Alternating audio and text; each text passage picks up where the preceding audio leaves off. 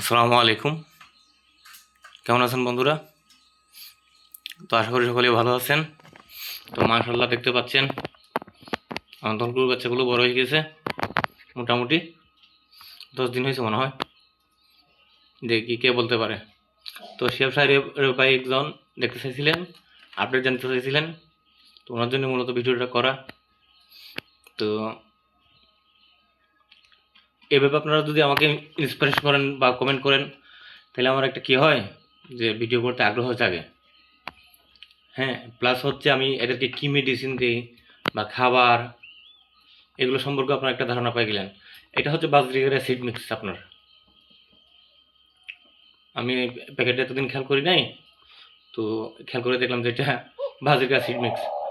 আর আমার নর্ত এটা ফুল মুড একদম, দেখতে পাচ্ছেন কীরকম ওর মাটিটাকে খুঁজতেছে, কিন্তু ওর মাটির তো উপরে। তো এখন দিব না, কারণ এখন দিলে নর যেহেতু অ্যাগ্রেসিভ আছে, এখন মুডে আছে, এমন হতে পারে নর আপনার মাটিকে মেরে ফেলতে পারে।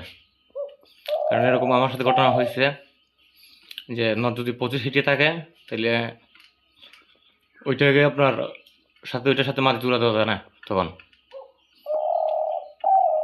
তো ডেকে চলতেছে।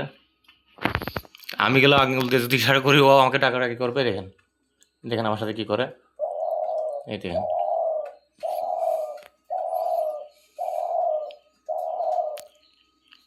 তো অনেকে বলতে পারেন হয়তো ভাই আপনি শিকার কেন করেন না, করেন না কেন?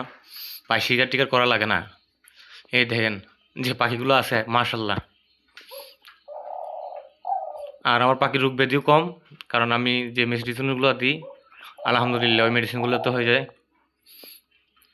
তো এই বাচ্চাগুলো বড় হয়ে গেছে। এখন এগুলোকেও কয়েকদিন পর বের করে ফেলবো, 2-3 দিন মধ্যে বের করে অন্য খাঁচা রাখবো। এই খাঁচাতে রেখে ফেলবো, বা বাসার একটা খাঁচা আছে ওই খাঁচাতে রাখবো।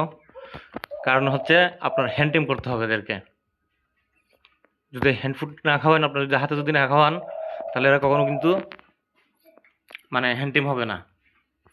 দেখতেছেন ও বাসার মধ্যে বসে বসে ডাকতেছে, মাটি খুঁজতেছে। তো এরকমই আর কি। কিন্তু এখন যদি আমি মাটিটাকে দিই ওর পাশে, ও শুধু মাটিটাকে টুকরাতে থাকবে, যার কারণে মাটিটাকে আর ওর কাছে দিচ্ছি না আর কি। আর সবাই দোয়া করবেন এগুলোর জন্য। এগুলো নর মাদি হয়তো বা পিছনেরটা মনে হয় নর হবে সম্ভবত, আর সামনেরটা মাদি হতে পারে। তো এই খাচ্ছে বাচ্চাদের জন্য, খেতে থাকুক। তো সকলেই দোয়া করবেন।